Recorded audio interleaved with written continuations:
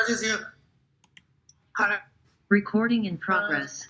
Please accept our humble obeisances. Rise to Srila Prabhupada. So, we welcome this Bhakti Vigna Vinashak Nrsimha Maharaj. As I remember, Maharaj once, a long time ago, Maharaj actually corrected me. When I said Nrsimha Swami Maharaj, Maharaj said, no, my name is Nrsimha, it's not Swami. Am I correct, Maharaj? Yes. I remember you corrected me. Once in MI, you corrected me. Okay. And I have a very, I would like to say about Maharaj without further ado, that Maharaj is very straight and very humble. I am reminded a long time ago this happened during Maharaj told us this thing that somebody introduced Maharaj during a Bhagavatam class as a Diksha Guru, and Maharaj kind of stopped him. He said, I'm not a Diksha Guru, that's not my designation, that's my relationship with my students. That's not the proper way to. So in that sense, Maharaj walks his talk, and is very, very, very, I would say, he's an ideal. He's an ideal. I've had the very good fortune of studying from Maharaj for the past 15 years in various durations during Bhakti-Shastri, Bhakti Vaibhav, and also in Bhakti Vedanta. So I have seen Maharaj up close personal. He's really like an ideal, and we all from Pakistan here expect, and we pray that we get that association and that kind of inspiration from Maharaj. So thank you, Maharaj. Please. Hare Krishna. So can we turn on the screen sharing? We'll share the screen. I think you have the permission, Maharaj, I believe. No, I tried. They told me there's not permission.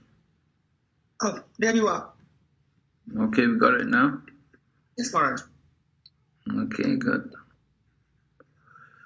Maharaj.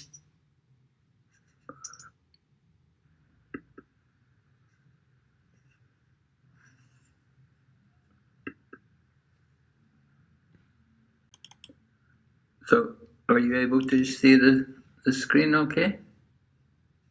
Yes, Maharaj. Stay.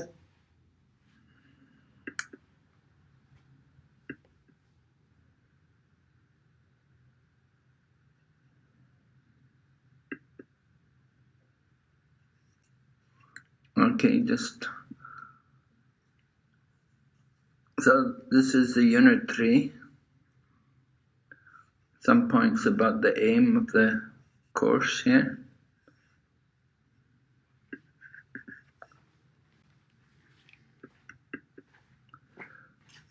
Okay.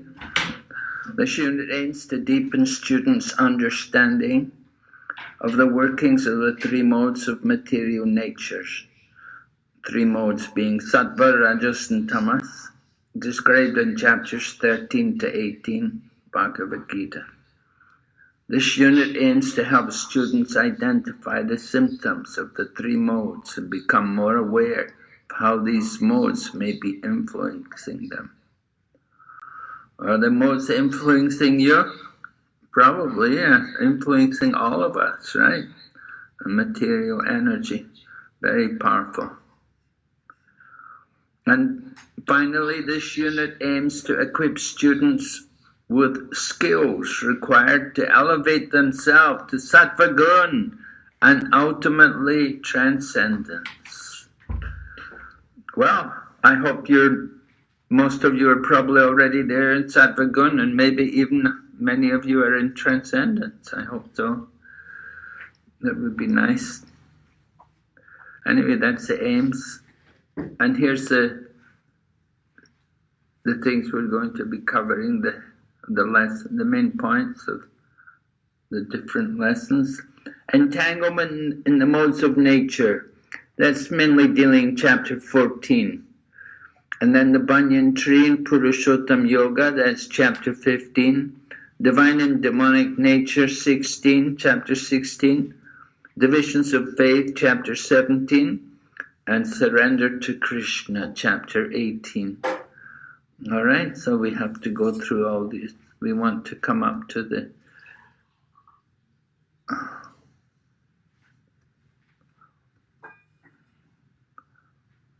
okay, so anyway, we're going to begin with chapter 13. It's a philosophical chapter. I will just show you the main points which are there in the chapter before we start looking at the chapter, the different headings. Chapter 13, of course, you know, you've been studying the first 12 chapters, so first 6 chapters were mainly talking about how by work you could come to bhakti. And then chapter 7 to chapter 12, Lord Krishna was speaking more about bhakti.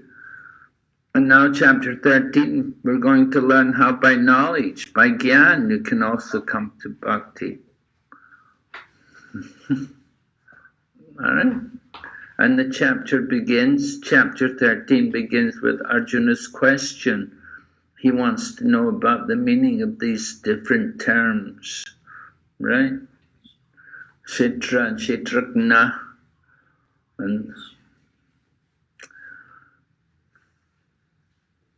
these different other things you want to know about, the knower, jnana and vijnana, the knowledge, process of knowledge, object of knowledge. Wants to know about prakriti and purush. That's the more difficult thing. Krishna doesn't speak about that first. He starts with the easiest thing, Kshetra and Kshetrajna. Alright, so this is how the 13th chapter is made up. These different points. We'll spend time tonight looking at the 13th chapter. We're not going to go on to the, want to be on the 13th chapter. Let me just remove that.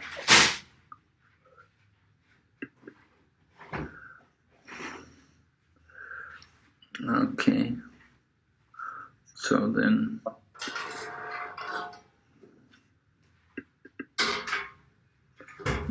okay.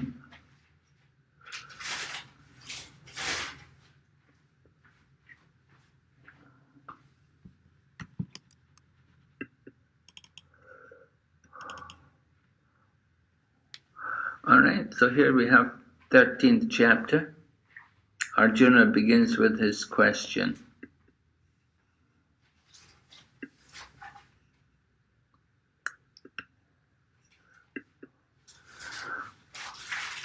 Right? Oh, my dear Krishna, I wish to know about Prakriti, nature, Purusha, the enjoyer, and the field, and the knower of the field, and of knowledge, and the object of knowledge. The Supreme Personality of Godhead said, "This body, O son of Kunti, is called the field. And one who knows this body is called the knower of the field." Right? So the field, Kshetra, you're all familiar with these words. Living in the country you're in, you'll speak a language not very much different from Sanskrit. So a lot of these words are there. You're very familiar with them. So Kshetra, the field. The body is the field, right? And a field is known by what you plant there. Just like you may have a field of rice, you may have a field of wheat, you may have a field which is very poor soil, you can't grow anything, it's just swamp or it's just weeds and bushes and you can't do anything with it. So there's different kinds of fields. So we want to understand. There's some. What is happening there? voices being echoed back all the time? No, Maharaj, it's fine. It's not echoing. Okay, thank you. Thank you. All right, so the field of activities. If you plant melons, then you harvest melons. And if you plant beans, then you will harvest beans. There's a famous saying like that in China. They say it like that. You know, the point being is you get the results of what you plant. You can't expect to get good results if you work in a bad way. If you do everything sinful, don't expect to get good results. So it's important for us to understand how to use this body.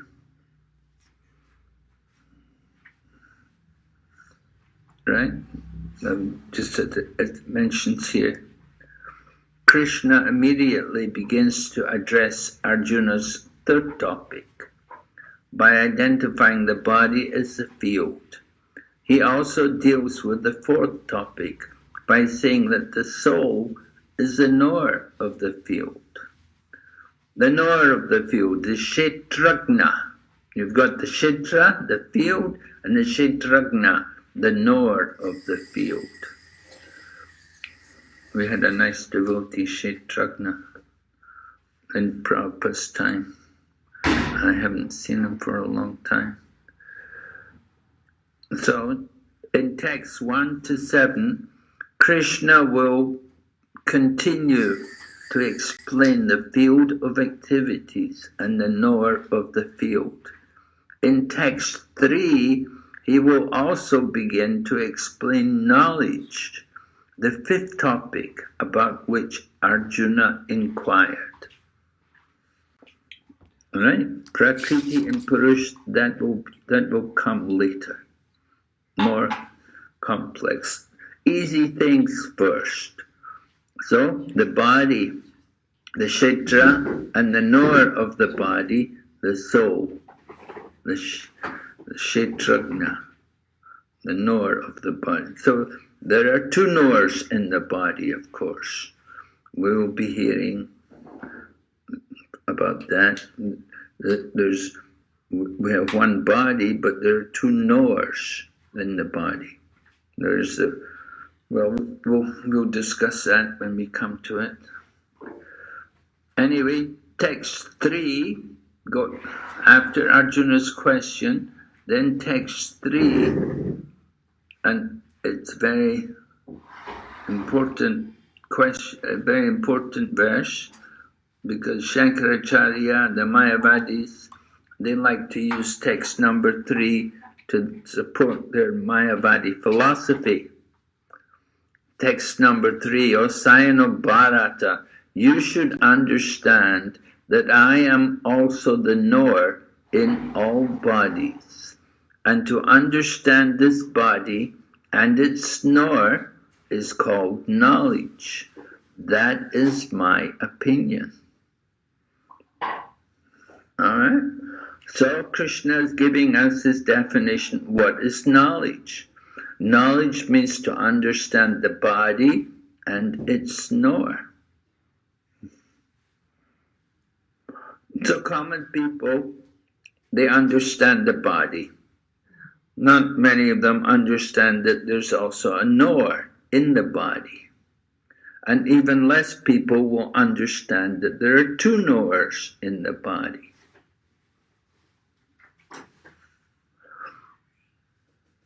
So this verse is used by people like the Mayavadis to present their Mayavadi philosophy.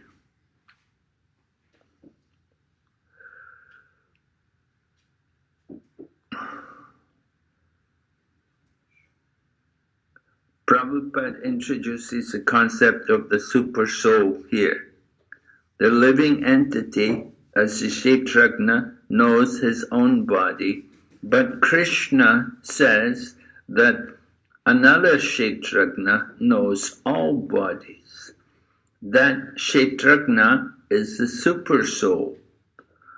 And then he gives the example, an important example. A farmer, like the soul, knows all about his own field. But the king, like the super soul in everyone's heart, is the ultimate controller and knower of each and every field in his kingdom. In addition, the soul can only imperfectly know his own body. The super soul has complete and perfect knowledge of all bodies. All right, so this is the example, the difference between the soul and the super soul. We know about our own field, but the landlord or the king, they know about all the fields. They own everything. We only know about our own particular field, the field in which we're working. We know about our own happiness and distress, but we cannot understand others' happiness and distress. That is not so easy thing. We know about our own feelings, but to understand others, that is the super soul. Krishna is in the heart of everyone, and he, as the super soul, he knows about each and every person's happiness and distress.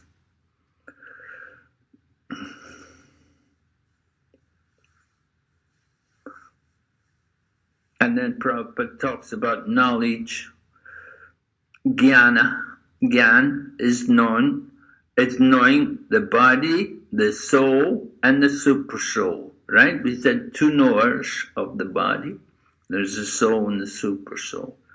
So this will be discussed in text 8 to 12, and then later text 24 to 37, where he will explain the process of achieving knowledge. So perfect knowledge is described. Perfect knowledge that is to understand the constitution of the body, of the soul, and of the super soul. So that is how Vedic literature described Gyan.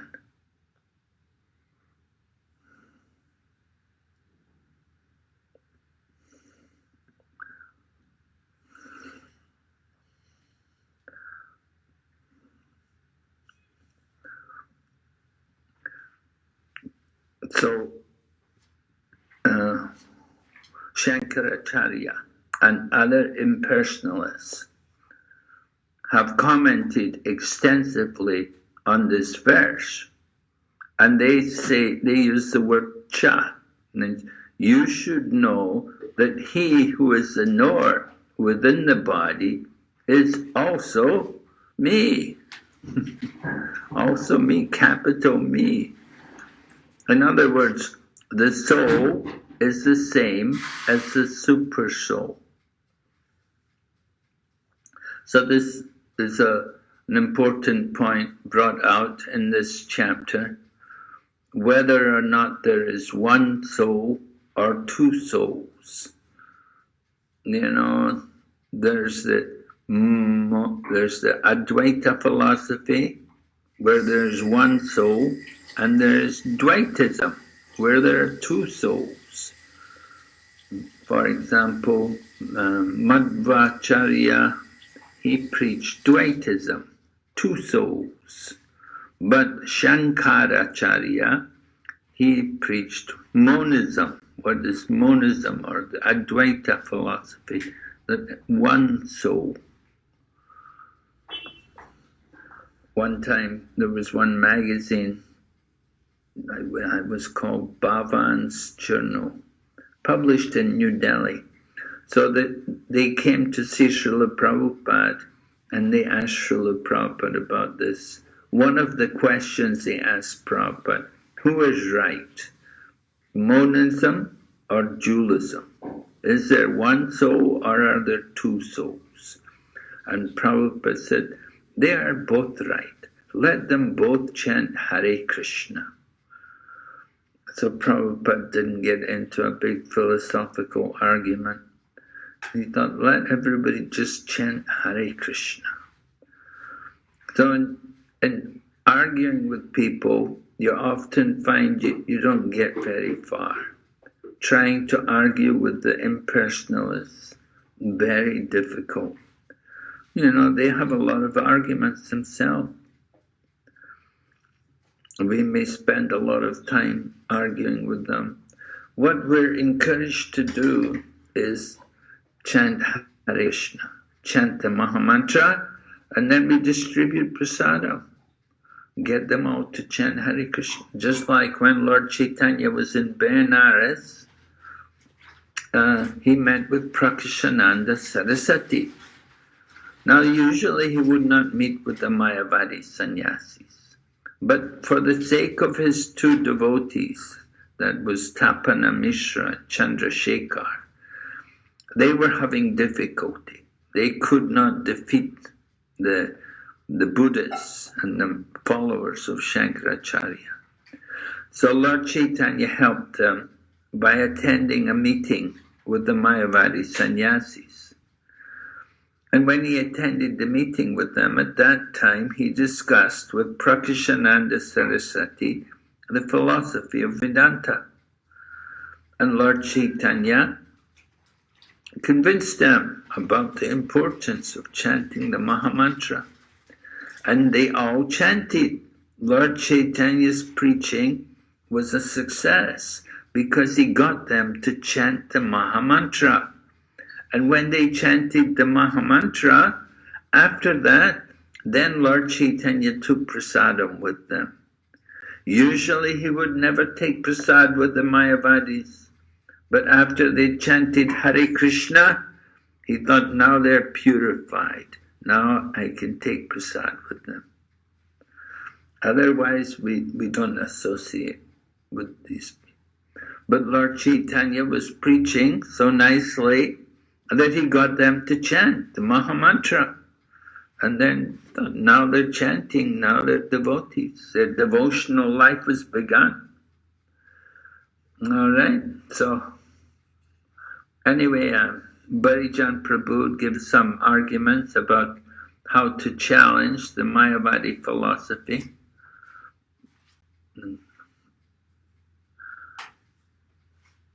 There was a nice example. It concerned Giriraj.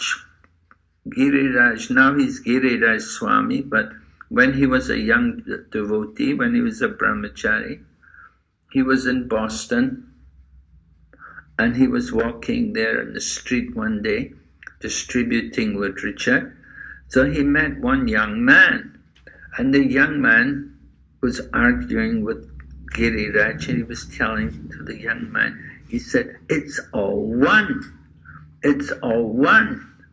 This is the monist philosophy, right? That everything is one. There's only one soul, and we're all one. And the goal is to merge into the oneness. So this man was talking about the oneness to Giriraj. And so Giriraj said to him, he said, oh, all right, if it's all one, then you should give me your car keys, because it's all one. You and I are one. We're not different. So you should give me your car keys. So the man brought out his car keys and gave them to Giriraj. And then Giriraj said to him, and you should give me all your money also. And so the man also got his wallet out and he gave all his money to Giriraj. And then Giriraj said, okay, thank you very much. Now I'm going. And the man said, hey, wait, give me back my car keys. Give me back my money. But Giriraj said, no, it's all one. We're all one. So you don't need the money. You don't need your car keys. Thank you.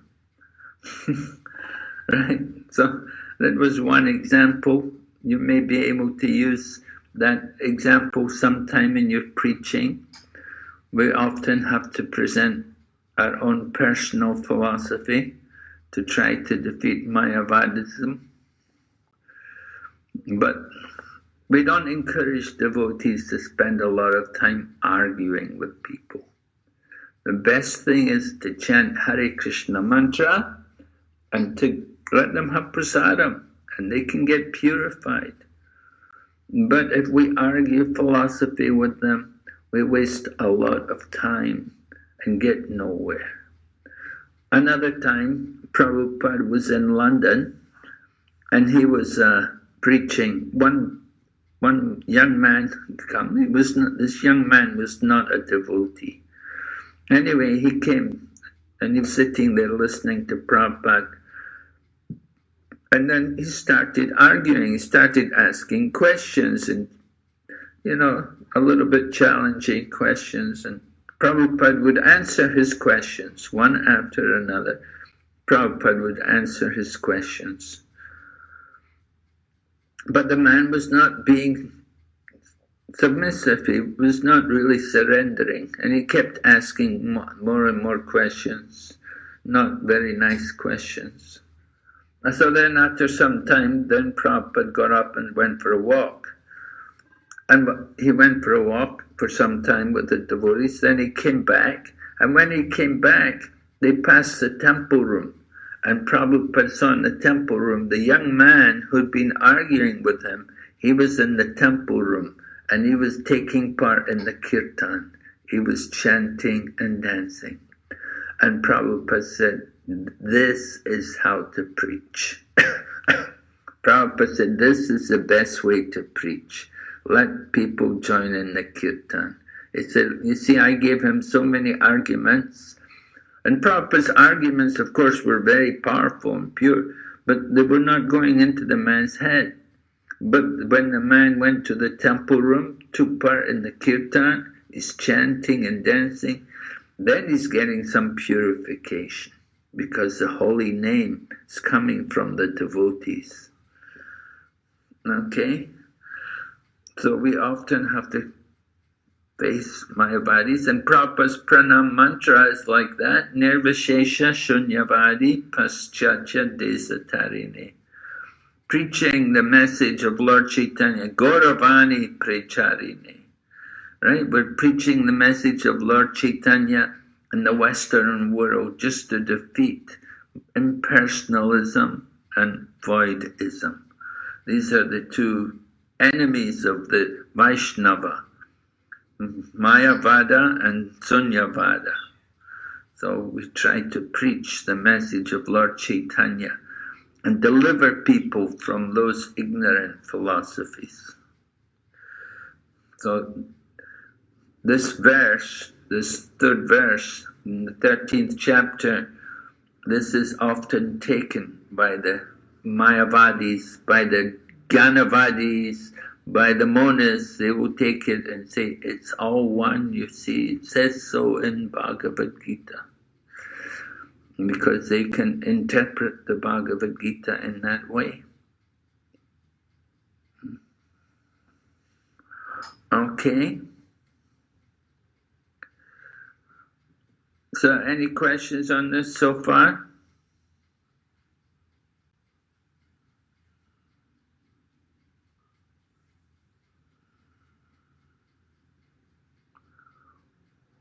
Anybody like to tell us how they defeat Mayavadi philosophy when you come across it? When you meet people who are Mayavadis, how do you deal with them? Maharaj going to get a lot of chance there back in Pakistan. There are a lot of Mayavadis out there. A lot of Mayavadis there, yeah, right. So how do you deal with them?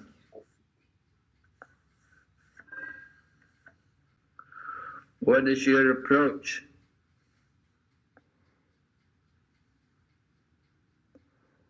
Yeah, there you got a hand up, Maharaj. Yes. So who's got their hand up? Let them. Hare Krishna Maharaj Ji, please accept my humble obeisances. It's Hari Pirala Devidasi. Maharaj Ji, as you shared some experiences or pastimes, so what we learn is that we don't argue with that monist philosophers, we just ask them to chant Hare Krishna and give them prasadam. This is what we can do. Okay. Yeah, I think that's the right approach. I think that's the right thing to do. Chant Hare Krishna and give them prasad. Make friends with them. Actually, most people, although they may accept Mayavadi philosophy, they can easily be changed, you know. Yeah, somebody else has their hand up? Maharaj, I had a question. First of all, Dhanavad. I don't know where is the hand raise button, so I'm directly asking you. May I? Okay, go ahead. Yeah, Maharaj, like in the translation of the verse, Krishna in the end says, "That is my opinion." So Krishna has already established in the previous chapters himself as the supreme controller.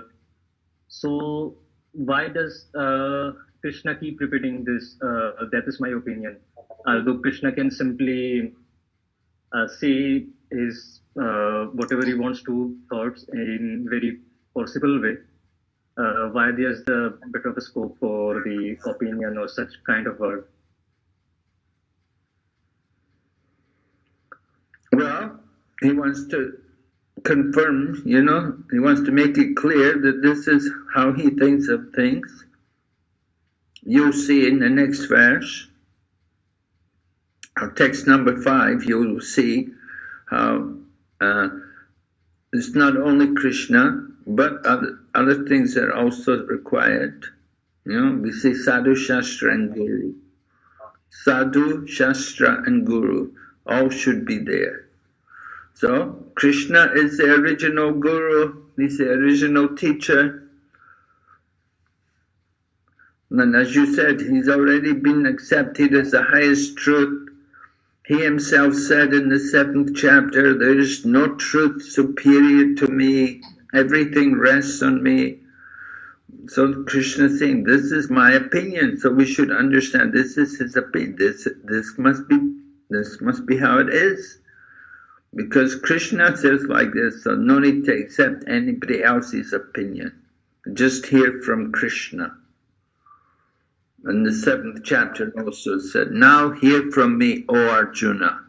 So this Krishna is saying, this is my opinion. So we accept Krishna's opinion. We follow Krishna.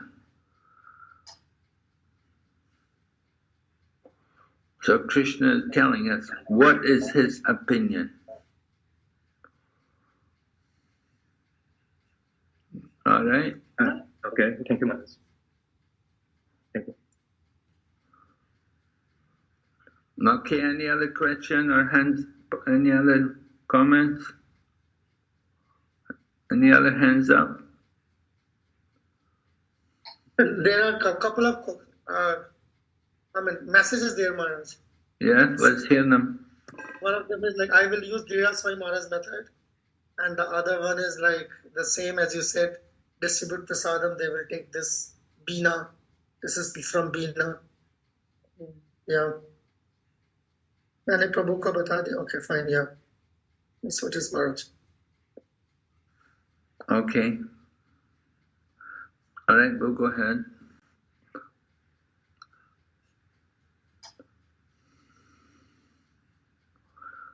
All right, so in surrender unto me, Bharijan Prabhu quotes Vishwanath Chakravarti Thakur. He's given some examples.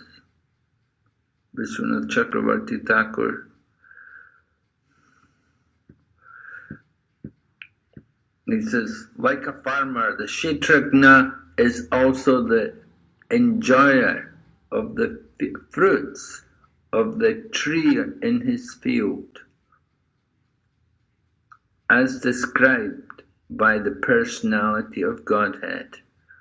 And then they talk about the village vultures and the swans. So the village vultures, they come and grab the food, and the swans, they're in the lake and they eat. They're enjoying on a different level.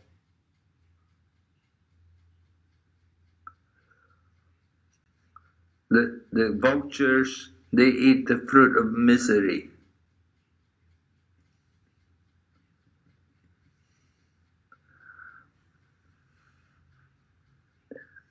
He said, even if they attain heaven, their experience is ultimately miserable. The swans living in the forest, however, are like liberated jivas. They eat the fruit of happiness. The complete enjoyment or liberation is derived from their experience.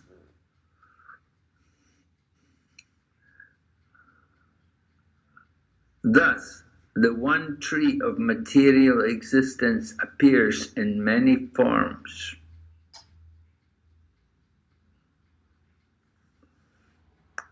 As a means of attaining hell, heaven, and liberation. Because it is born from the Lord's external energy, it is called Maya Mayam.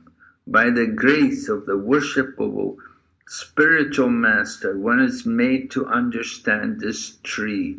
Those who are in knowledge of the Kshetra and Kshetrajna actually know the Vedas.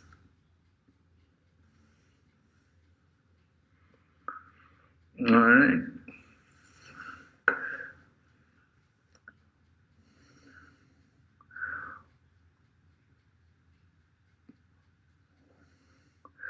So the bodily platform, people in the bodily platform, they're identifying with their material body, their material situation. But the Kshetra is just a field. Just like you enter into a house, you don't become the house. You live in the house. The same way the living entity, he may have a field of work. He doesn't become the field. He's working on the same way. We use the body for work. And we can work in a good way, we can work in a bad way. We can work in the mode of goodness, or the mode of passion, or the mode of ignorance. We want to be conscious of how we're working.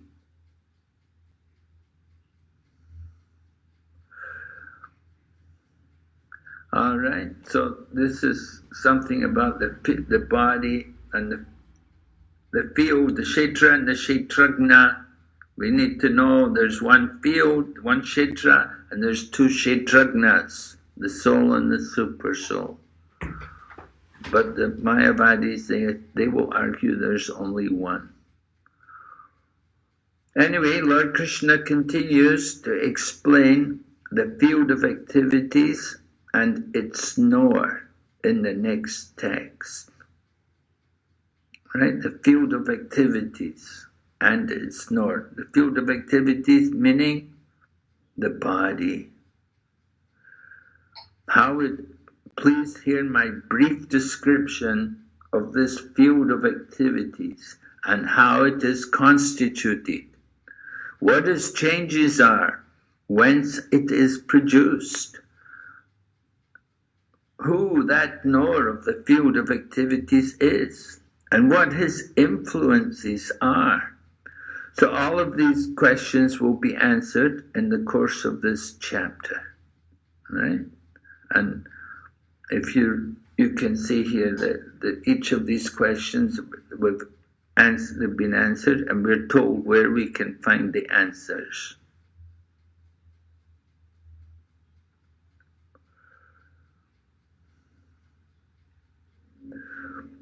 And we're told that Lord Krishna will discuss these points, but he says he will explain them only in brief because they are limitless topics. However, should Arjuna wish to know them in greater detail, then Krishna will tell Arjuna where such realizations can be found. And that's coming up in the next verse, text number 5. Now, this text number 5 is also another quite an important verse, because the Lord Krishna is explaining where and how he's presenting this philosophy. Lord Krishna, he's not just saying, look, I'm God and you have to believe me. But Lord Krishna is presenting everything based on sadhu, shastra, and guru. And the 5th verse says, that knowledge of the field of activities and of the knower of activities is described by various sages in various Vedic writings. So there's sadhu and shastra. And it is especially presented in Vedanta Sutra, with all reasoning as to cause and effect. So Lord Krishna even recommends which particular shastra we can look at to confirm the philosophy. He says Vedanta Sutra. Vedanta Sutra, sometimes it's called Brahma Sutras. Anyway, this Vedanta Sutra is written by Srila Vyasadeva, and it's very difficult for people to actually understand Vedanta. Veda means knowledge and Anta means the end. So Vedanta means the end of knowledge. So, okay, we're interested to know the end of knowledge, but it's put in the form of a sutra. So sutra means it's condensed. It's, just like you have condensed milk. You boil the milk down, you thicken the milk. So Vedanta Sutra, the Vedic knowledge, Vedas is very vast. There are so many books, vast. But the Vedanta Sutra is where everything is condensed, it's brought down into a more concise form. But because it's a sutra, because it's sutras, it's difficult to understand. And the Mayavadis, the followers of Shankaracharya, they like to just study Vedanta Sutra. That's their business. That's what they do all the time. They just study Vedanta.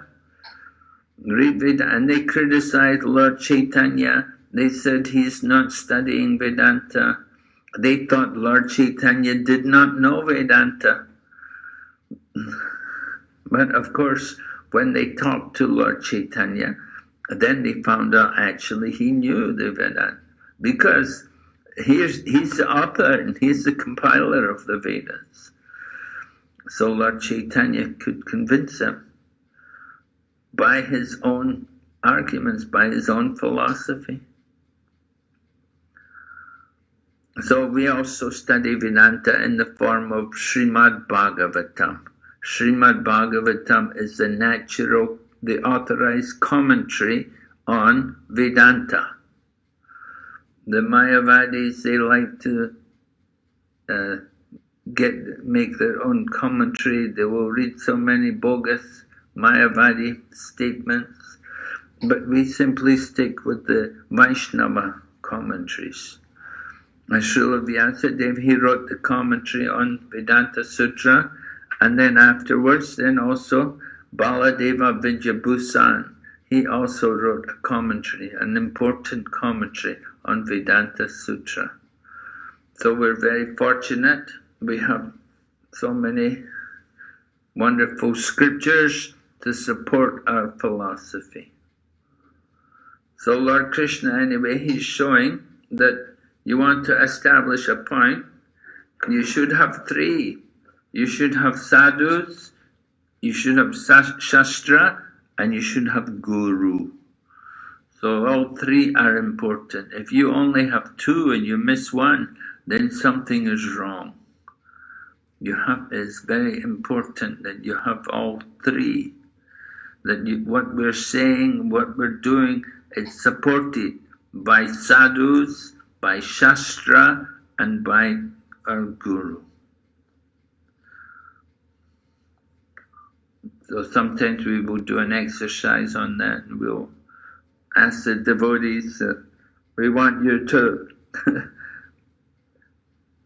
tell us what happens if you didn't have Shastra, if you only had Sadhu and Guru, You had no Shastra, what would happen? Yeah, I mean, there are people like that. Of course, there are people who have, they speak so much. They don't have any Shastra. They don't follow any Shastra. They just speak and they say, I've realized everything myself. No. But of course, what they've realized is something impersonal. They have not realized the actual truth. But these kind of things in the Kali Yuga, they become prominent. And you can see here,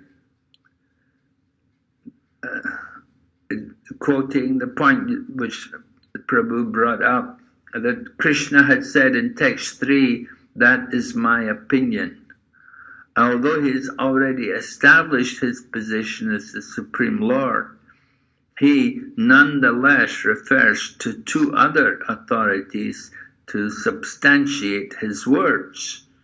Krishna, in the role of Guru, presents corresponding references to Sadhu and Shastra.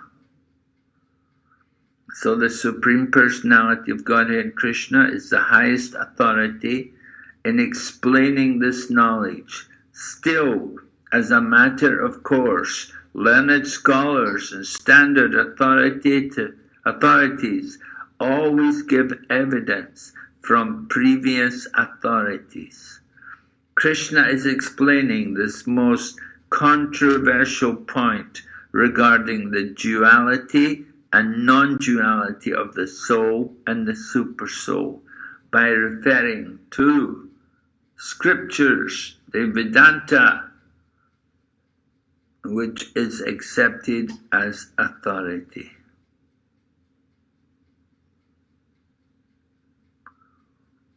All right.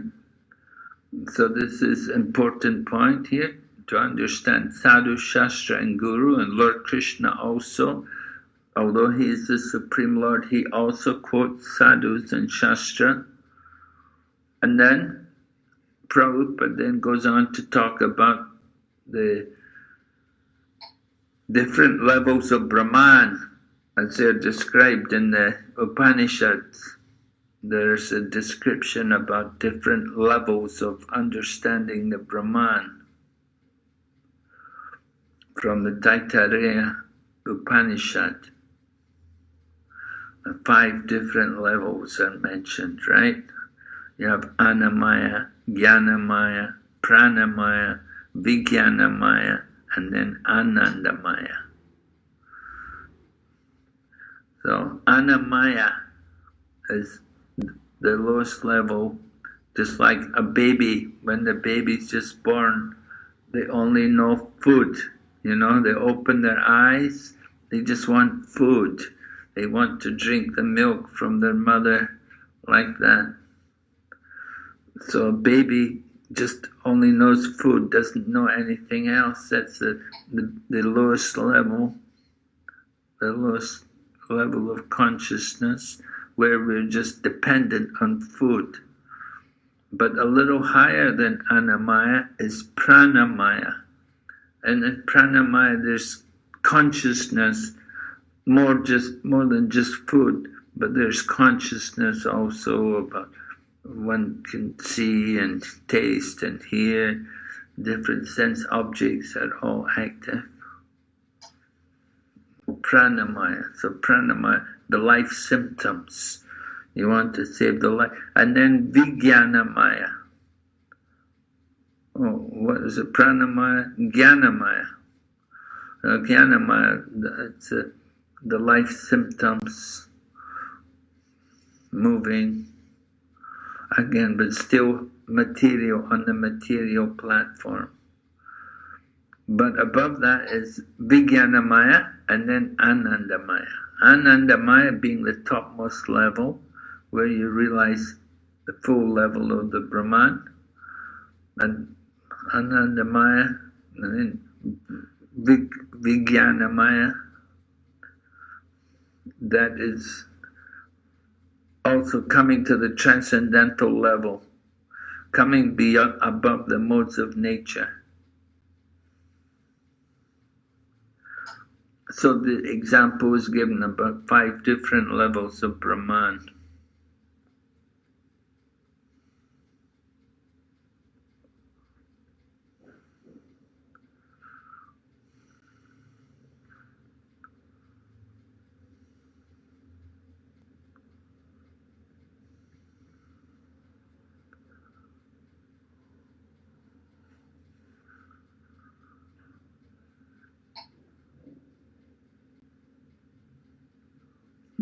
Okay, in the purport it said, one experiencing the Annamaya stage experiences a unifying oneness by viewing all as potential food.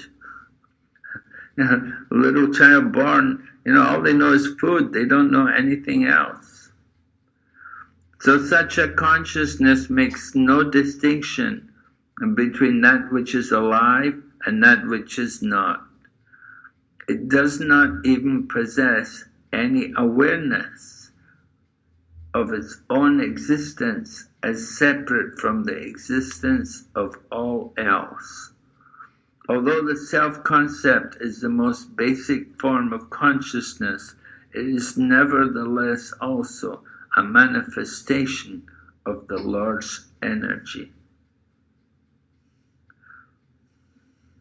So the Lord's energy, the Brahman, and how it's realized in different levels. They're called different koshas, or different layers of realization. Hare Krishna Maharaj. Uh-huh. May I ask a couple of questions? Actually, there are students who are sending me questions. Okay. Those questions. Maybe they are a little feeling intimidated. I don't know. There's one hand up also. This one first question from Mehak Mulani. She is asking that when you're talking about Vedic authority, so somebody can ask, like, how do we know that Vedic authority is perfect? Or if we extend that question to say that, like, Prabhupada's books are correct, the correct source of knowledge, how do we know that? Where is, like, how can we find an impartial evidence? Vedic knowledge, first of all, Vedic knowledge is aparusha, does not come from any conditioned soul. Now, can we stop that echoing? It does not come from any conditioned soul. It's perfect knowledge, and we accept the Vedas as being absolute knowledge. There's no fault ever found in the Vedic knowledge. Just like Bhagavad Gita, it's an eternal shastra. There's no fault in it. It doesn't have to, it's never revised, it's not out of date.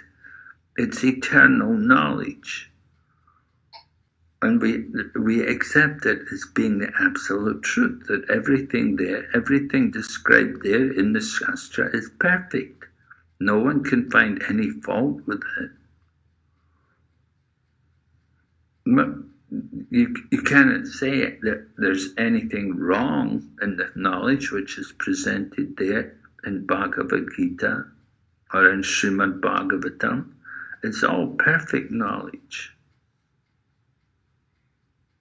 The Bible has been revised so many times. They try to bring it to another level. They change the words. The Bible used to say, "Thou shalt not kill." But then when people started saying, you see, the Bible said, "Thou shalt not kill," but you're killing so many animals. So then they took the word "kill" out and they put, "Thou shalt not commit murder." They made it like that. They said, see, murder now is we shouldn't commit murder. So they find ways to get people to accept their thought. So how do we know the Vedic knowledge is perfect? How do we know it's not perfect? Can you show me something which is wrong? Anything which is said there in the Bhagavad Gita which is wrong? Can you point out any one mistake in it? No, it's all perfect knowledge.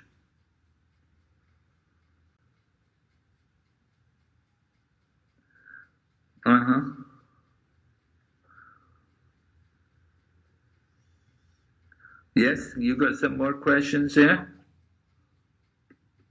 It's Nagaman Barkha. Hare Krishna Maharaj, please accept my humble obeisances. My question is basically the word field of activities. Are we referring to the physical body only, or the mind or intelligence too? Like a person is not only a body, but he is not either the mind. Yeah, the subtle body is there. The subtle body is also there with the gross body. Yeah, the kshetra. So the kshetra is both the physical gross body and the subtle body. Okay. And Maharaj, one more question. So it's like we do have a limit of like harvesting the crops. Like if we want to plant something, we have to usually take a good care of it to harvest, the good crops, right? So, but we have seen really great examples of the saints of like in the ancient times. They used to go beyond their bodily health and used to do the great tap and tapasyas to attain the spiritual realization. So is it like, even though I am not this body, we have to go beyond this capacity of the body to get the spiritual realization? Well, we have to come out of the bodily concept of life to get realization. Yes, you have to give up that bodily concept of life. If you're in the bodily concept of life, then you won't have any thought of higher transcendence, of higher knowledge, because you're so much on the physical platform. You're just attached to the body, and the body means the senses, and we're thinking about enjoying the senses. We're just thinking about how to get that pleasure for the senses. You don't think about the real business of life. You don't think about the higher purpose of life, about the soul. We're only thinking about the body. And so people who are attached to the body, they're attached to everything material, and they're very afraid of death. So Prabhupada says, for the materialistic people, God comes as death, to take everything away from them.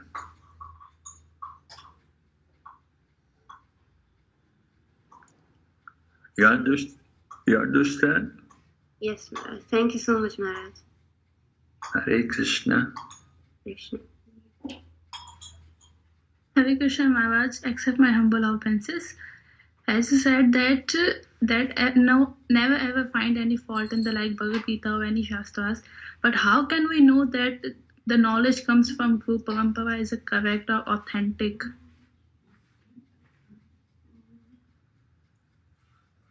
Well, we have to hear from the acharyas, right? These acharyas, they're not cheaters. You may go to scientists, and they may be cheaters, modern philosophers and so on. These people, they're not self-controlled, realized people. They're just sense gratifiers, and they're engaged in all kinds of sinful life. But we're taking knowledge from the Mahajans, from the Acharyas, and they're perfect in their standard of behavior. They control their mind and senses. They're not attached to material sense gratification. They live a life of self-control, and they're an example for everyone. So yeah, we can trust them. They're not cheaters like these other people who are so-called scientists and so on.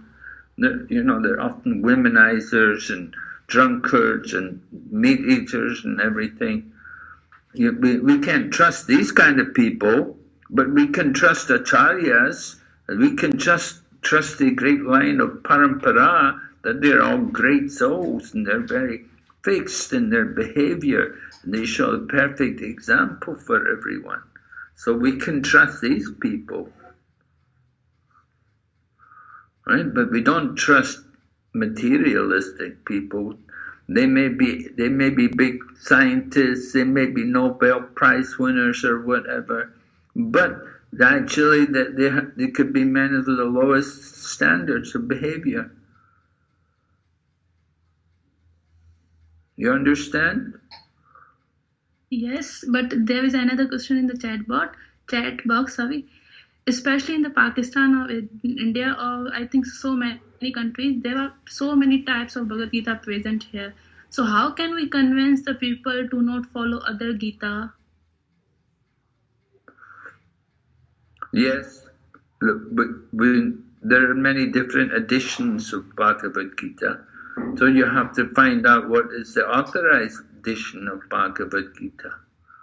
You have to see who's actually presenting the Bhagavad Gita, the message of Lord Krishna, and who's using the Bhagavad Gita to present their own philosophy. Just like so many these Bhagavad Gitas, the people who present the Bhagavad Gita, they use it to present their own philosophy. They don't present Krishna's message. They're simply using Krishna's name to present their own philosophy. So these people are cheaters and rascals. And there are so many Bhagavad Gitas like that. So we have to be intelligent. We have to distinguish who is really presenting the Bhagavad Gita and who's just using it to present who's using the Bhagavad Gita to present their own philosophy.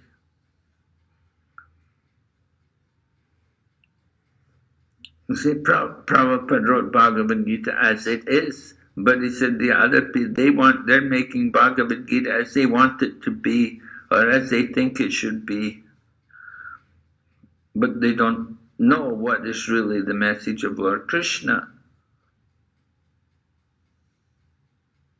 So people in the past, although there were so many Bhagavad Gitas, there were no real devotees. The people were not becoming devotees. There were so many different editions of Bhagavad Gita, but people weren't really they were not taking up the real spiritual practice. So the Bhagavad Gita was not being really utilized properly, because Bhagavad Gita is meant to teach people how to become devotees. You're meant to see people actually become devotees from reading Bhagavad Gita and take up the practice of bhakti yoga. But it didn't happen until people like Srila Prabhupada came and Bhaktisiddhanta Saraswati and like that. They came and they were writing and publishing and preaching. All right? Yes, thank you, Maharaj. All right, any other questions there? Are we okay?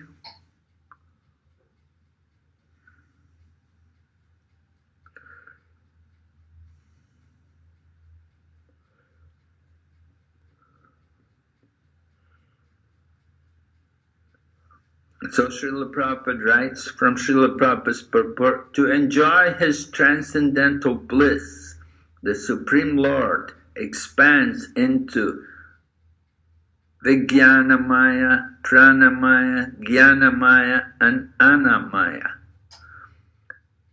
In the field of activities, the living entity is considered to be the enjoyer, and different from him is the Anandamaya. That means that if the living entity decides to enjoy in dovetailing himself with the Anandamaya, then he becomes perfect. This is the real picture of the Supreme Lord as the supreme knower of the field, and the living entity as the subordinate knower, and the nature of the field of activities. One has to search for the truth in the Vedanta Sutra or Brahma Sutra. Right? So the 5th verse is very important because it shows how Lord Krishna he's recommending not just only one person's opinion, but there should be all three, Sadhu, Shastra and Guru. You have to confirm with these 3 authorities. And if you've got these 3 authorities, then you are correct. You've got the right answer. All right? So then we'll go ahead, verses 6 and 7. We're going to hear about jnana. Oh, first we're hearing about the field of activities.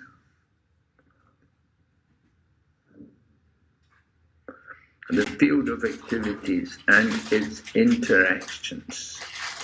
Right? What is the field of activity? Remember?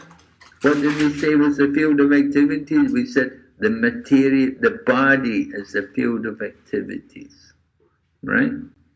So what is that body? Mataji was asking here, you can see here. She was saying, is it just a physical body? No. There's a gross body and a subtle body. They make up the field of activities. So the body is described. 5 great elements. Then false ego, intelligence, the unmanifested, the 10 senses, and the mind. The 5 sense objects. These are, so all of that. This is the field of activities. And then its interactions are described. Interactions are there. Desire, hatred, happiness, distress. The aggregate, the life symptoms and convictions, these different things. This is the interactions of the field of activity. So, what are the 10 senses? 10 senses mean 5 knowledge acquiring senses and 5 working senses. 5 great elements, you know what they are, and then. So this is the field of activity.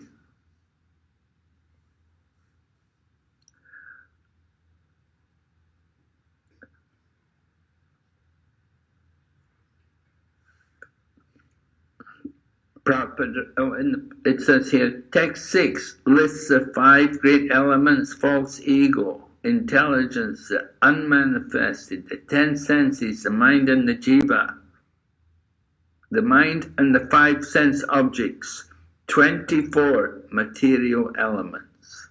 And text 7 describes 7 qualities of the mind derived from the interactions of the 24 elements. These qualities are also within the realm of the living entity's field of activities.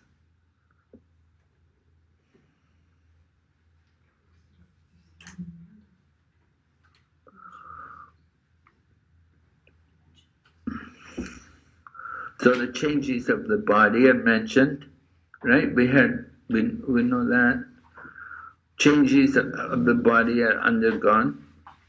The changes are, first of all, the body is born, then it grows, then it stays for some time, then it produces byproducts, then it begins to decay, and at the last stage, it vanishes, death.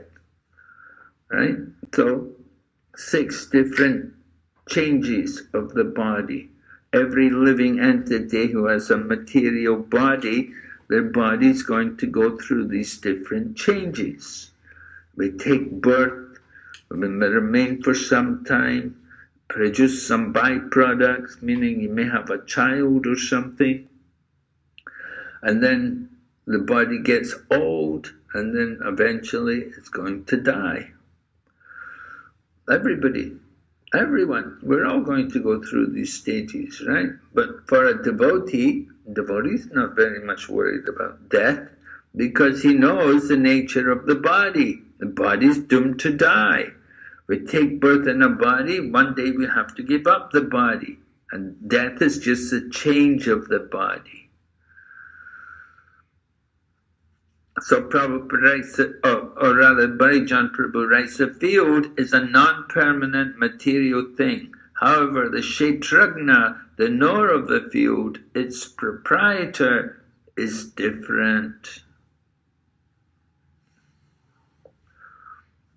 And then Bharijan goes on, he gives an example about the child in a playground, or he's in a garden, and he's put inside the garden with a big fence around it. And so inside the garden he has his toys and everything, and he's playing happily, but he can't go beyond the garden, he can't go beyond the fence. There's a big fence and the gate's locked. So the child is playing in his garden. In the same way the living entity is playing in his field of activities, enjoying his life in the field of activities. But we're stuck in the body, we can't go beyond the body. He gives the example, an earthworm has a very small field of activities. He cannot read, he cannot write, he cannot jump or run. He can only crawl through the dirt. And when he's on the surface when it rains, and when it stops raining, then he can crawl back into the soil. And a dog has a relatively larger field of activities. And a human being has a still larger field. So one's kshetra is based on his karma. Right? The body which we have, it's the reactions of our past karma. And the same way, the activities which we're doing now, we're preparing for the body in the future. All right? So the field of activities, the body, 24 elements.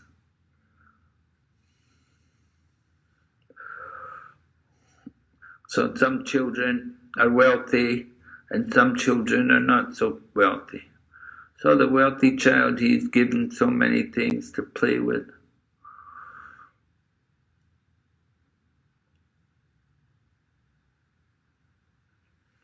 So similarly, the living entity, according to the limitations of the body and mind, is received through his karma. He cannot see beyond his limited field of activities.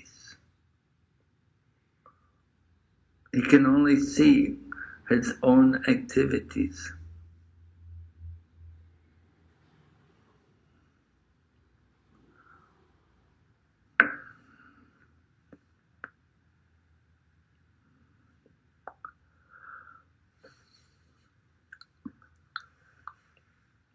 So every living entity's kshetra, or field of activities, or body, is arranged by his karma through the agency of Maya. Krishna, therefore, is not partial, because as the super soul, he simply sanctions the awarding of every living entity's field of activities. All right? So we've explained the field of activities, and now we're going to hear about the process of knowledge, jnana and gya. The process which helps the living entity transcend his insignificant and limited backyard. So this is text 8 to 12, and text 8 to 12 you can see number of different qualities are listed there. 20 qualities are given, right? particularly begin with amanitvam adambitvam, humility and pridelessness.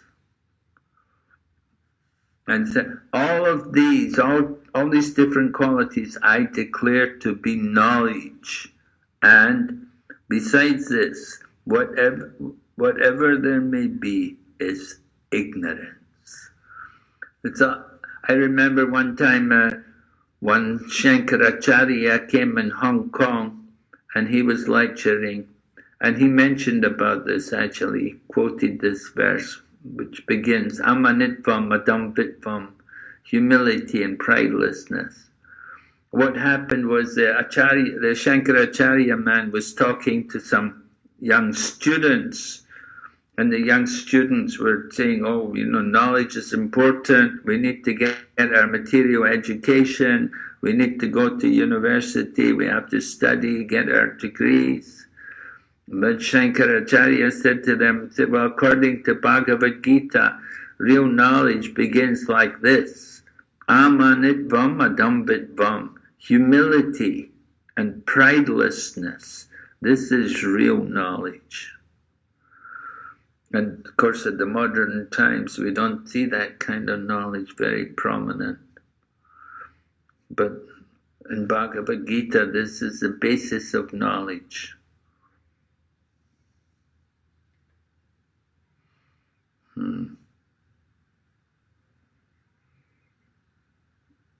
And it mentions also, of course, constant and unalloyed devotion as being one of the qualities, main quality here for one in knowledge.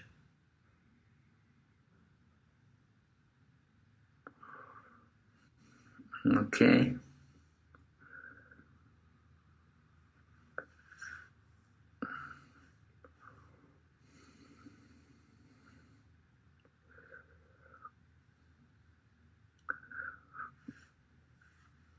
We'll read the purport. This is a continuation of Krishna's explanation of knowledge. Krishna has already defined knowledge as knowing the field and the two knowers of the field. These verses describe the process of obtaining jnana. According to Srila Vishwanath Chakravarti Thakur, of the 20 items mentioned, 17 apply to both the jnani and the bhakta. The last two, namely accepting the importance of self-realization and philosophical search for the absolute truth, are technically only for the jnani. Constant and unalloyed devotion to me is the sole quality specifically for the devotee. All other qualities come to a devotee who exclusively endeavors for constant, unalloyed devotion. So, if we can develop constant, unalloyed devotion, all the other qualities will also be there. We want to focus on trying to develop that kind of devotion, constant, unalloyed devotion. One who's a devotee has all the good qualities of the demigods. He's blessed by all the demigods, and they bestow their blessings on him, and he will develop all the good qualities. These 20 items include qualities such as cleanliness, which, if developed, are favorable for spiritual advancement, and elements of the process of advancement, such as approaching a spiritual master and perceiving the evil of birth, death, disease, and old age. Integrated as a process, these items are the means of acquiring transcendental knowledge, or our accurate understanding of the body, soul, and the supersoul.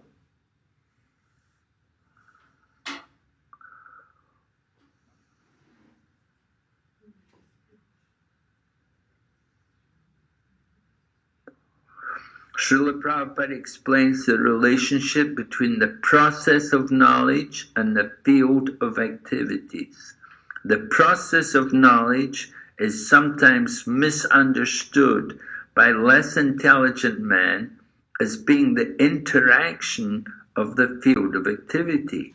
But actually, this is the real process of knowledge. If one accepts this process, then the possibility of approaching the absolute truth exists. This is not the interaction. This is not the interaction of the 24 elements as described before.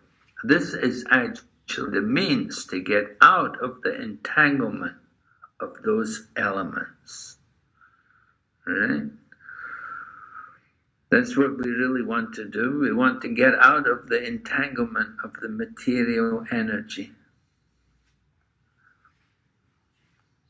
So the process of knowledge described.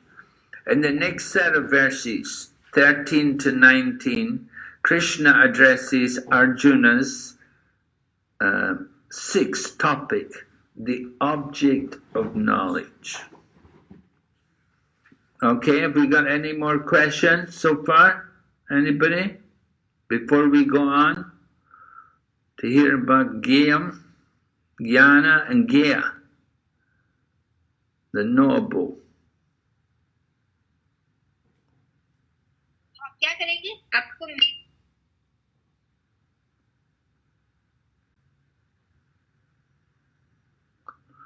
Is somebody there can tell me what's happening? Hare Krishna Maharaj, please accept my humble obeisances. Maharaj, I have some confusion in text 5, the 5 stages of Brahman realization. I just want to know that like the Anandmaya stage, it is that stage, the highest Brahman realization, but in that it is mentioned that one will feel the blissful loving relationship. But in Brahman realization, like a bliss demands reciprocation, and in Brahman realization that is impersonalism. We can't get reciprocation or blissful relationship with that. So why we are not saying that it is a start of the Bhagavan realization? Why we are saying it is the end of the or highest of Brahman realization? Even after Brahman realization, we come to the realization of Paramatma. But we are saying that it is Anandamaya, the realization of that Supreme Personality of Godhead. So I have a confusion in that, Maharaj. Mm-hmm. Well, you have to understand that they're presenting this about the different levels of Brahman. Not necessarily that you have to understand it as Brahman realization, but just understanding the Brahman, the spiritual existence. That there is such a thing as spiritual existence.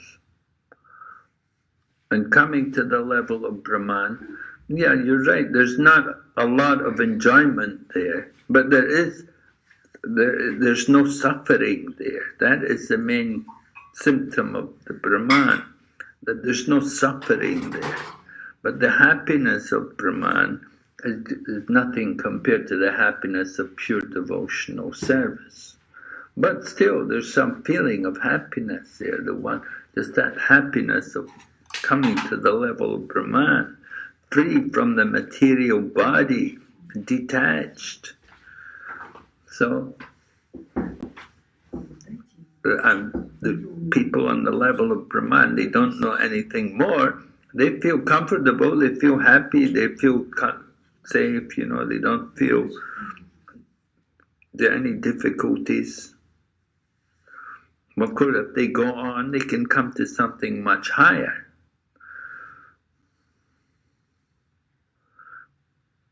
So even in Brahman realization, one can make that loving relationship with the absolute truth. Is it possible, Maharaj? If one is on the level of Brahman? Yeah, if one is in the level of Brahman realization, at last he can make the loving relationship, even in the Brahman realization, Brahman stage. Well, a devotee also realizes the Brahman. One who is a devotee, he also will realize the Brahman, right? It's all included in bhakti.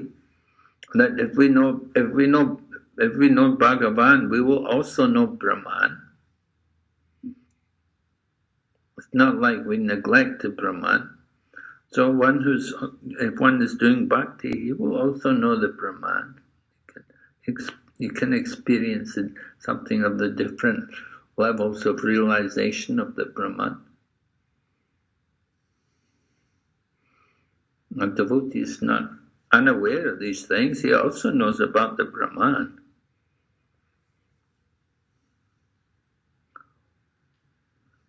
Okay, Maharaj. Thank you so much. Hare Krishna.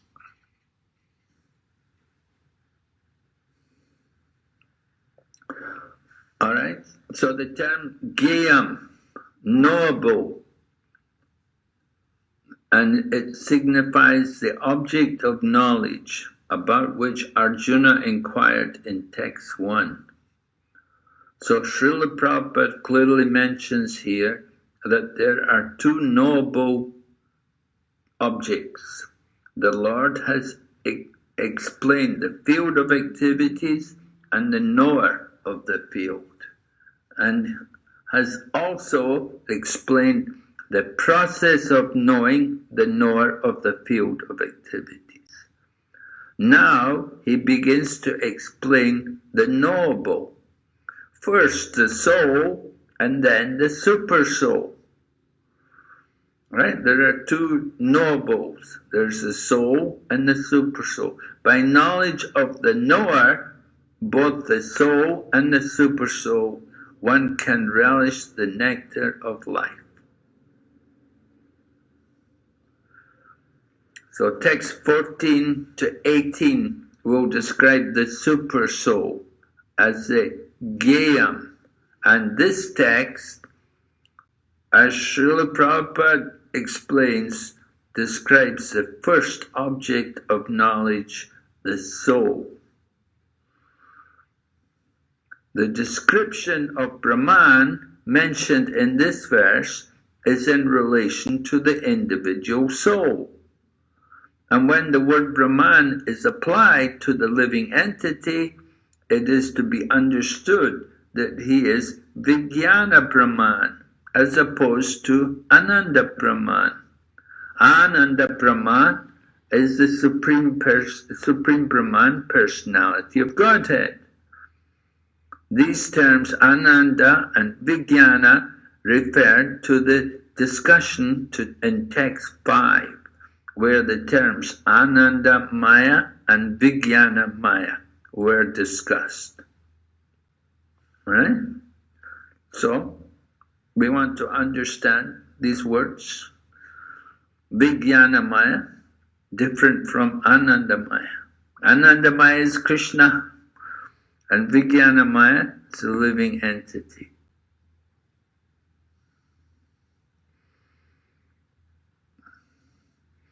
So living entity is Brahman. Right? So we're hearing, this is text 13. 13 is describing about the soul, and 14 to 18 is describing about the super soul.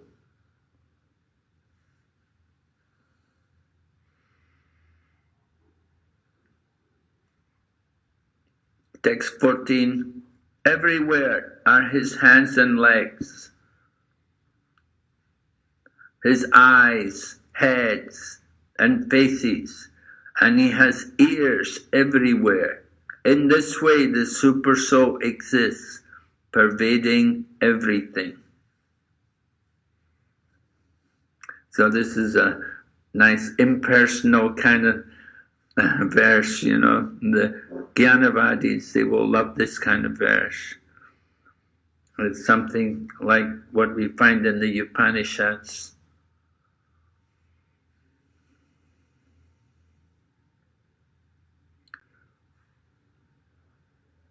So, of course, it's describing the super soul, not the living entity.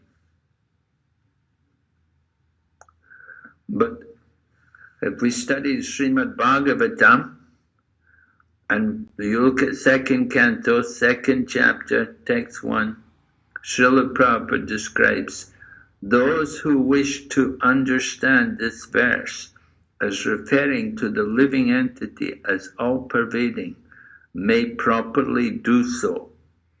The kingdom of God is unlimited. Therefore, the number of the assisting hands of the Lord is also unlimited. And then in that purport of Srimad Bhagavatam, Prabhupada quotes Bhagavad Gita, chapter 13, verse 14, asserts that the Lord has his hands, legs, eyes, and mouths in every nook and corner of his creation. This means that the expansions of differentiated parts and parcels called jivas, or living entities, are assisting hands of the Lord, and all of them are meant for rendering a particular pattern of service to the Lord. All right? So living entities, also the hands of the Lord. We heard in the verse, everywhere are his hands, his eyes, legs, everywhere. He has ears. In this way, the super soul exists, pervading everything. But it can also be the living entity, because we are also parts of the body of the Supreme Lord. And then 15:16 also describing about the super soul, the knowable. Krishna describes the knowable as avigyayam, unknowable. Right? He's the knowable, but he's described as unknowable. Indicates that the super soul cannot be understood by the material senses. Only by hearing with devotion from transcendental senses can he be understood. Right? We can't understand the super soul by material senses. You have to hear.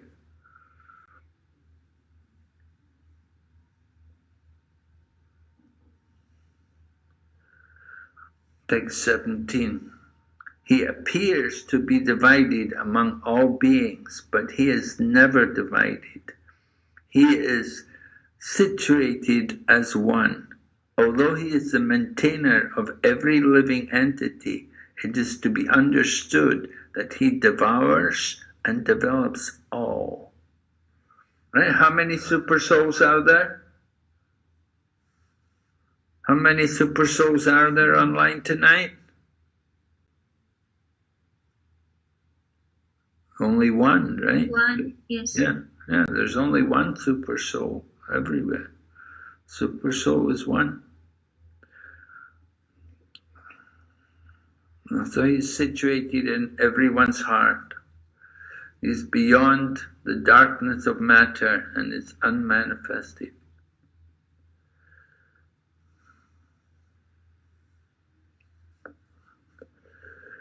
All right, so this is the Gayam, the noble, the super soul. The super soul, and the Jiva is also Gayam, also noble.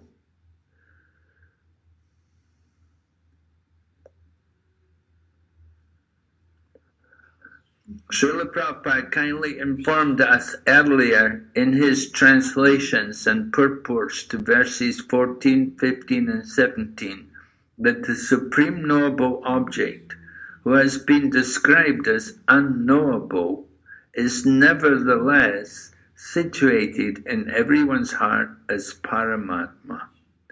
And Srila Prabhupada cited several verses from Svetashvatara Upanishad to substantiate that these Gita texts have been describing neither the living entity nor Brahman, but the super soul. Krishna ends his explanation of the knowable by describing to Arjuna the qualification of one able to understand these topics. Right? And the qualification is, only my devotees can understand this thoroughly and thus attain to my nature. So Krishna, only the devotees.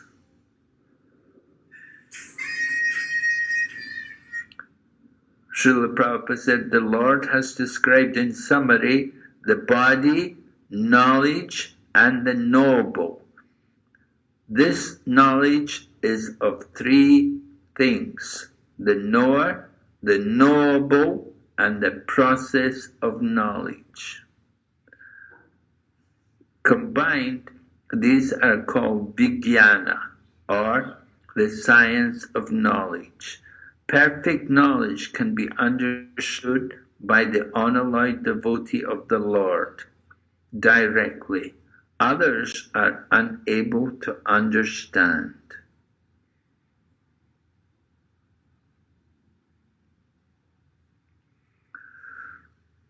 So Prabhupada has also written an important summary about everything which has been mentioned in this chapter. We'll just read it to you, just to bring it to your attention.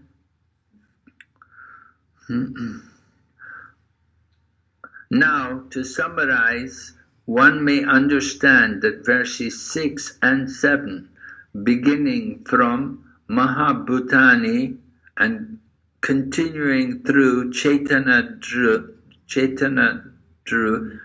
analyze the material elements and certain manifestations of the symptoms of life. These combine to form the body, or the field of activities. And verse 8 through 12, from Amanitvam through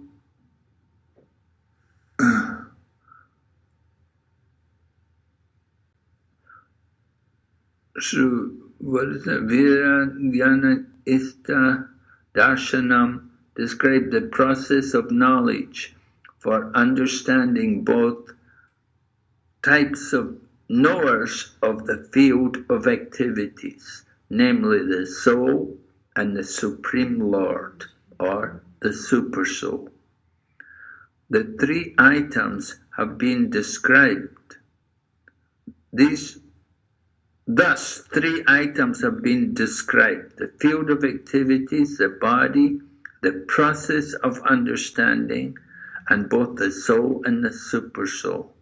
It is especially described here that only the unalloyed devotees of the Lord can understand these three items clearly.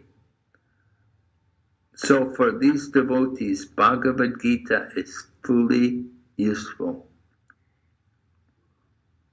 It is they who can attain the supreme goal, the nature of the Supreme Lord, Krishna. In other words, only devotees and not others can understand Bhagavad Gita and derive the desired result.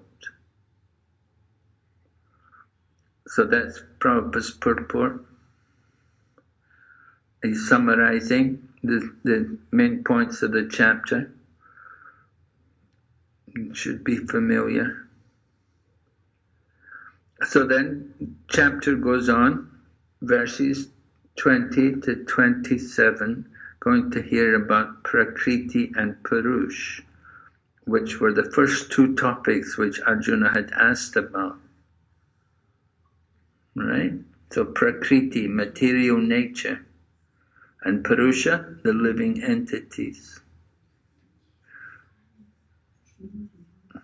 Actually, there's only one Purusha, and that is actually Lord Krishna. But all of us, we're thinking we're the Purusha, we're thinking we're the enjoyer.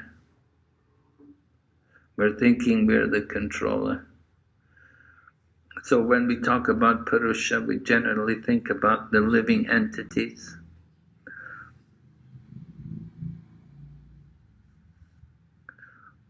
All right, so thanks.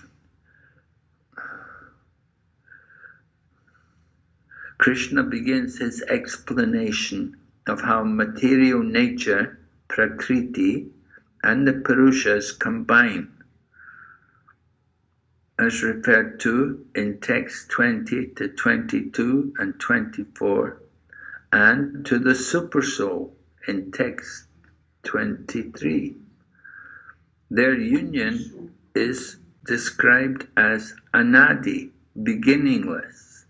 Speaking of this combination, Srila Prabhupada explains in his purports, actually, the living entity is originally the spiritual part and parcel of the Supreme Lord. But due to his rebellious nature, he is conditioned within material nature. It really does not matter how these living entities are superior entities of the Supreme Lord have come in contact with material nature. The Supreme Personality of Godhead knows, however, how and why this actually took place. So Krishna knows why we're in this material world. We don't have to worry about how we got here, but Krishna knows, and he's hoping. Krishna wants to see us all get out of this material world and go back to Godhead. This is our real business.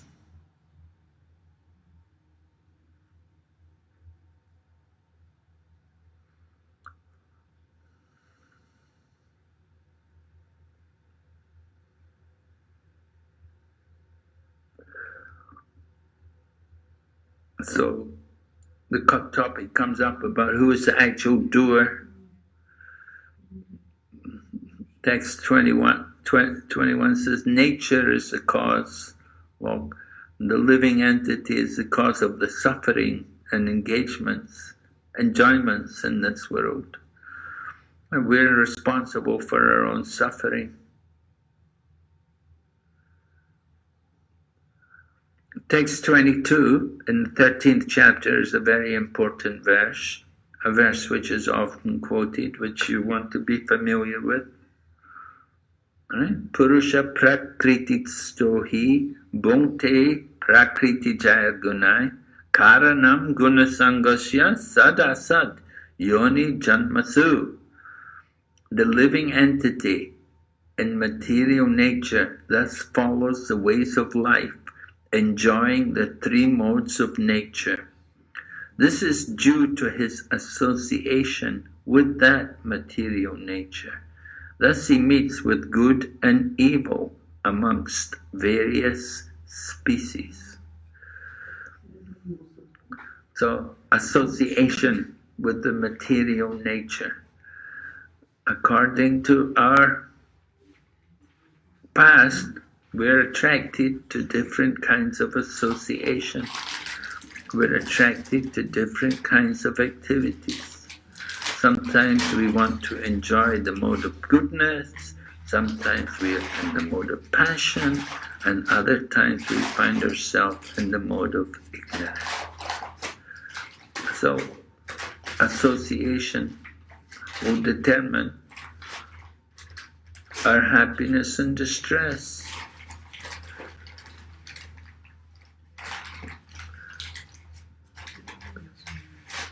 Krishna is actually the only Purusha, or enjoyer.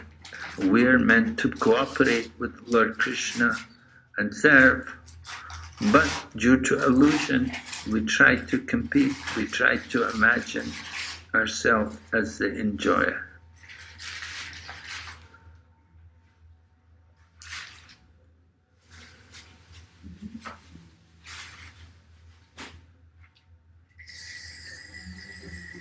We try to exploit the modes of nature.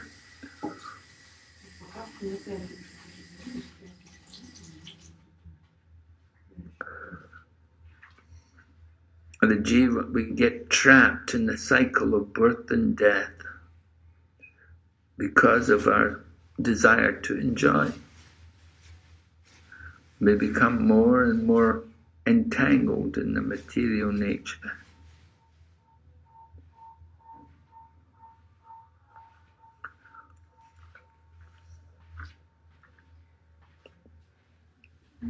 And then text 23 describes the actual Purusha,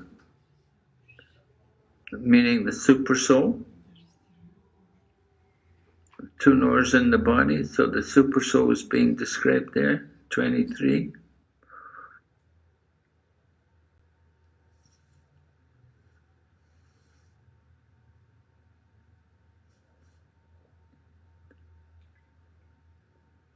And if we understand the actual relationship between the soul and the super soul, then text 23 or 24 says, we will not take birth again.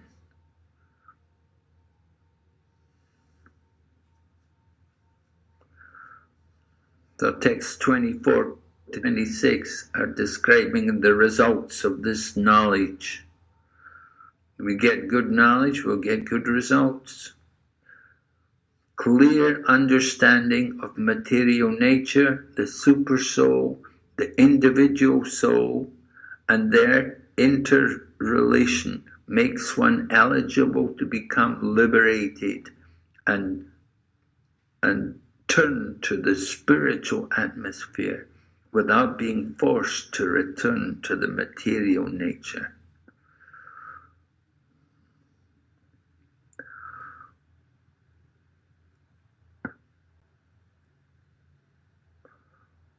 So are there any other methods by which we could get liberation? So text 24 describes some other methods. It says, some perceive the super soul through meditation, some do it through cultivation of knowledge, and still others through working without fruitive desires. So, some are doing yoga, meditation, meditating on the Paramatma. Somebody else is cultivating knowledge, that's Sankhya Yoga. And in this way, he wants to know the super soul. And so other people are doing Niskam Karma Yoga, working without being attached to the results of work.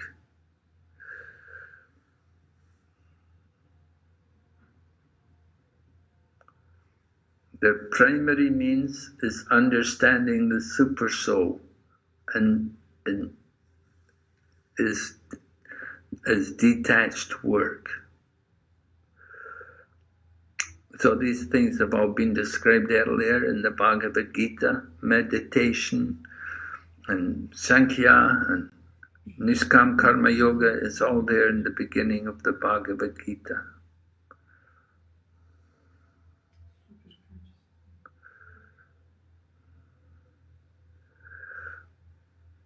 So then 26 asks, what if we cannot do any of these things?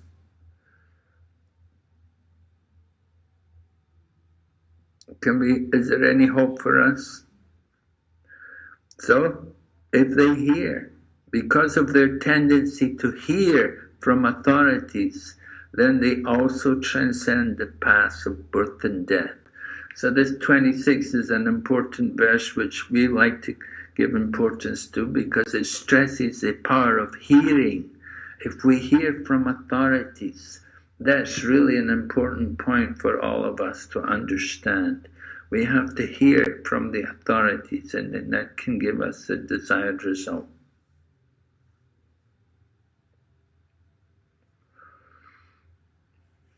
Right? And then the last section, the final section, text 27 to the end of the chapter, that summarizes the information about what we presented, and it tells us how to distinguish the soul or the field of activities from the knower of the field. In other words, how to distinguish the body and the soul.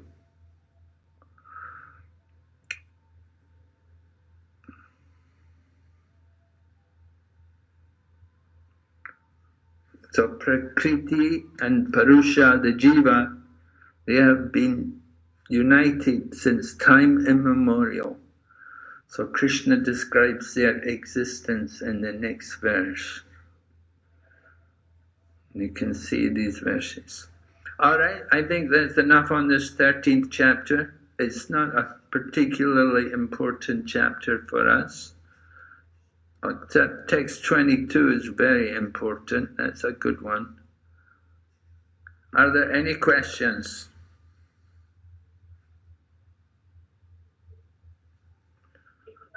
Hare Krishna Maharaj. Yes? I have a question that in the verses we were studying, it said that all the bad and good things, like the annihilator, it comes from the Supreme Lord. It comes from Krishna.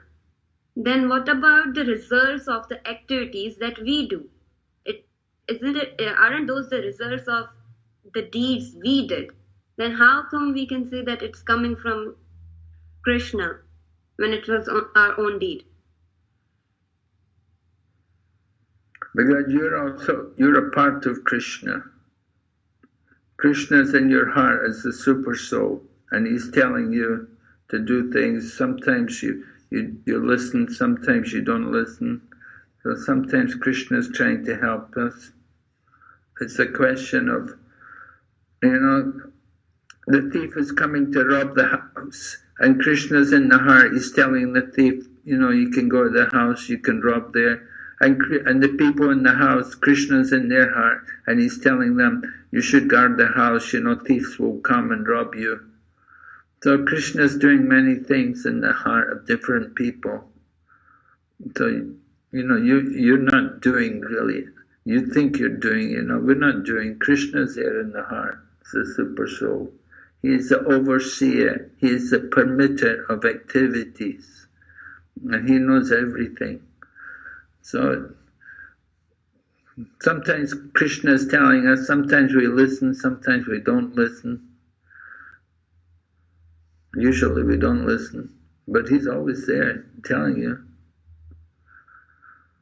Got it, Maharaj. Thank you. Yes. Krishna Maharaj. Yes. In the verse 3, there was stated that the three Brahma conception. Can you elaborate this? Where? Verse number 3.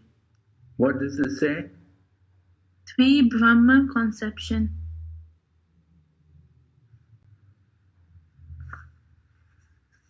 I'll have to look. Text number 3.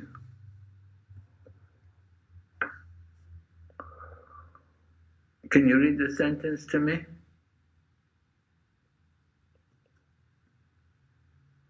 There are three Brahma conception. Prakriti is Brahma as the field of activities, and the Jiva's individual soul is also Brahma and is trying to control material nature, and the controller of both of them is also Brahma, but he is the factual controller.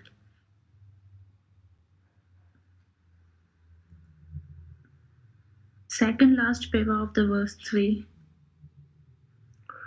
Oh, yeah, I see, I've got that. Wait, I'm going to go back to the... I'm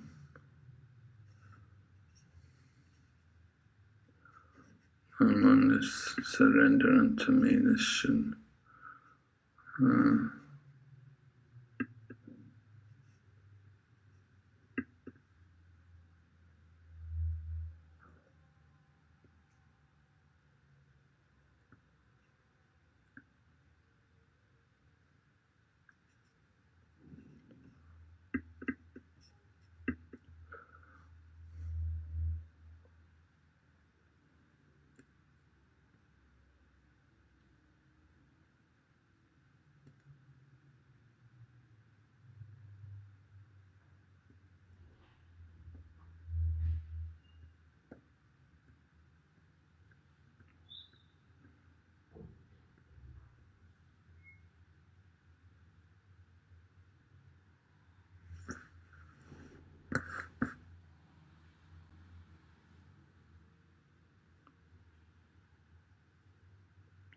Is it in the last paragraph?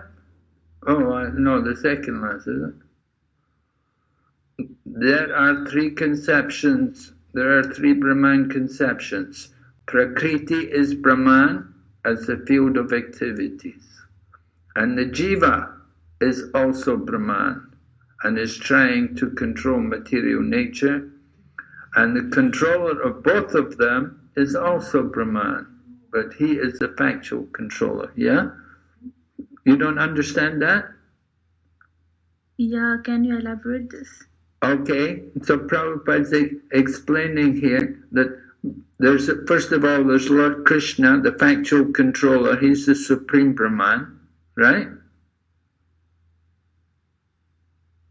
The factual controller, the last one mentioned. The controller of both of them is also Brahman, but he is the factual controller. So that is Lord Krishna. Lord Krishna is Brahman, he's the Supreme Brahman. Param Brahma, Param Dham, Pavitram Paramam Bhavan, right? Arjuna said to Krishna, you're the Supreme Brahman. Okay? And then there's also the living entity. We are also Brahman. We are tiny sparks of the Brahman. We are jivas. The jiva is Brahman. And here it's saying also Prakriti is also Brahman. It's a field of activities. Prakriti, the material nature, is also Brahman. Because it's all coming, it's Krishna's energy, everything. Sometimes Shankaracharya would quote, Sarvam Kalvidam Brahma. Everything is Brahman. So we can understand Brahman in different ways. You can understand Brahman as being everything material, you can understand it as being the living entity, and you understand Brahman as being the Supreme Lord. You get it? Yes, thank you. Yeah, you are Brahman. Tattvamasi. You are Brahman, but we're not Parabrahman. Parabrahman is Krishna. And the material energy is also Brahman, because it's all coming from Krishna. It's Krishna's energy, so it's also Brahman. All right? You got it? Yes. Yes, Maharaj. Okay. Any other questions? This is Kashish. Hare Krishna Maharaj, Dandavat Pranam. I want to say that Krishna wants us to get out of this material world. I also want to get out from this material world, but why an entity, especially I want to say myself, that why I get entangled in like attachment with my family, or sometimes in Maya, very easily I am entangled. So why it is happened? However, I understand that this is the material world and I want to get out of this. So why it is happened again and again? Well, you have to become more serious in your chanting. And you have to have a stronger desire to really want to get out. You know, if you really want to get out, you do it. You know, just like somebody wants to, if you want to get a scholarship to go to America, I knew one young lady in China, she was studying and she wanted to get a scholarship to go to America. She studied so careful, she memorized every word in the dictionary. You know, the whole dictionary, she memorized every word. You know, she's so determined. And we have to really want something badly. If you're really serious about it, then you'll make greater efforts. But, you know, we think, oh, yeah, I want to go back to Godhead, but, you know, we get caught up, we watch television, you know, we don't chant around some days, you know, we fall behind, we don't go to program, we eat things which are not prasadam, we're not very strict with ourselves. So the more we're serious about the sadhana, the more we practice serious, then the easier it will be to make advancement. We have to become very conscious, very serious. That no, I want to go back to Godhead. I don't want to I don't want to take birth again. I don't want to come back again in this world. I want to get out. So we have to become very serious in our chanting and our studying and our talking about Krishna. Don't let Maya get too close with you. Don't get involved with the material energy, enjoying the material world. We should think, this world is a temporary place. So it's all misery from beginning to end. It's all misery. We don't want to come back again. If we come back again, then we have failed, right? If we have to take birth again, it means we failed. We have that one book. Did you ever read that book? Coming Back, The Science of Self, The Science of Reincarnation. Did you read that book? You know the last chapter in the book? It says, the last chapter in the book is don't come back. Don't come back. If you come back, if we have to come back again, if we have to take birth again, it means we failed. Oh, gosh. Just like if you're studying at school, and you have an exam, and you fail the exam, oh, you have to do the whole course again. You have to repeat the year. Oh, it's so terrible. So if we come back again, have to take birth again, oh gosh, make it so difficult. That's when a child is born, the baby's crying. He's thinking, oh no, here I go again, another birth. The baby's crying. Mother's happy, oh baby. But the child is crying, thinking, oh no, here we go again, another birth. So we have to become very serious, very committed. We have to work very hard, faithfully, and don't allow ourselves to get deviated. Don't go off into Maya. That's the only thing. The only problem is, we're not very careful. We get drawn off and go into a lot of other things. Watch the movies, so many things, and the distractions. Have to be very careful. You really don't want to come back? Okay, good. Spiritual master doesn't want you to come back. He wants you to go back to Godhead. So he wants to see you're very serious. Okay? Thank you, Maharaj. Hare Krishna. All right. Any other questions? Is that someone's hand up? Hare Krishna, Maharaj. Anupranam. Hare Krishna. Maharaj, I have like a personal question. So when I have recently relocated to another city, so everything for me in my spiritual life has changed, like the friendships and the people. And it's a completely different city that I live right now. So I want to understand how to be careful in devotee friendships, because back then I had very good devotee friends who always, we all of us pushed each other, and it went well. But now that I'm married and the life has changed, I'm finding it a little difficult to find good devotee friendships across. I see devotees with 16 rounds of chanting in the sadhana cards, but then when it comes to the behavior, it is, most of it is like for the self and not for the general public. Like the book distribution, nobody is up for that. For the classes, nobody is up, but everybody is very careful about their own sadhanas. So how should I be careful in developing the friendships with the devotees and not commit any offense towards anybody? Well, in association with devotees, generally, we want to keep the humble mood, offer all respects to others, and don't be anxious to get respect ourselves. I think that is an important quality in associating with other devotees. Just keep a nice, respectful mood with everyone.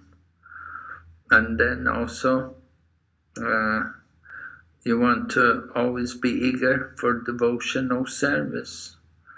And don't find fault with anybody, but see faults in ourselves. That's also important. Don't worry about what other people are doing or not doing. Just be an example of yourself, what you do. Don't be critical about other people, or they're not doing this or not doing that. That kind of thing will not be appreciated, obviously. You're in a special country, and you have to consider it's not the same everywhere. Not everywhere is the same. So anyway, appreciate people for what they're doing. If they're doing sadhana, well, very good, very good. They're doing good sadhana. And you want to do good sadhana yourself as well. Sadhana is very important. It will give you the strength to go on in Krishna consciousness, to keep up your own Krishna consciousness. Of course, you got married, so you have to expect new friends. It takes time. Yeah, it takes time, In Krishna consciousness, we recognize different ways of loving exchange. We offer gifts in charity and accepting charitable gifts, or offer prasadam and accept prasadam. It's also very nice, you're married, so maybe you can invite people to your home sometimes and you can cook for them, or you cook something, take it for the temple program, distribute prasadam to people, just showing some loving care and being always eager to do some service, inquiring, is there any service I could do? Anything you'd like me to, offer to do some service? That's also good. People will respect that. But just be careful not to be critical of others, Be patient, and gradually, I'm sure you'll find some nice friends there. Yes, thank you, Maharaj. Hare Krishna. Hare Krishna. All right. So I think we'll finish here tonight. There are no more questions. We're coming back tomorrow night. Is it Monday, Tuesday, Wednesday, every week? Yes, Maharaj. Okay. Twice a week. So we'll see you thrice. Yeah, twice a week. All right. So we'll see you tomorrow night. Hare Krishna. Thank you so much, Maharaj. Srila Prabhupada ki jai. Jai. Bhakti Vigna Vinasham Lakshmi Maharaj ki jai. Gaur Bhakti Vrinda ki Jai.